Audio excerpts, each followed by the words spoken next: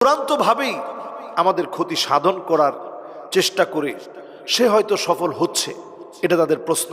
তো এইরকম প্রশ্ন এখন একজন দুইজনের না, হাজারো মানুষের, যে আসলে কোন আলামত দেখলে আমরা বুঝবো যে কেউ কালো জাদু করেছে। এই ভাইয়ের ক্ষেত্রে যেটা করা হয়েছে এটা একটা কালো জাদু। এরকম আরো অসংখ্য জাদু হতে পারে, যেমন আপনার বালিশের ভিতরে আপনি নখ পেলেন, বালিশের ভিতরে আপনি পেলেন যে আপনার মাথার চুলের একটা অংশ কোনো কিছু দিয়ে সেটা মুড়িয়ে আপনার বালিশের ভিতর দিয়ে রেখেছে। আপনার চাউলের ভিতরে আপনি পেলেন, চাউলের ভিতরে হিন্দুদের চিতা থেকে পুরানো একটা অংশ, চিতার পুরানো একটা অংশ আপনার চাউলের ভিতরে। এই জন্য ড্রামের চাউলগুলো ভালো করে চেক করে নেওয়া।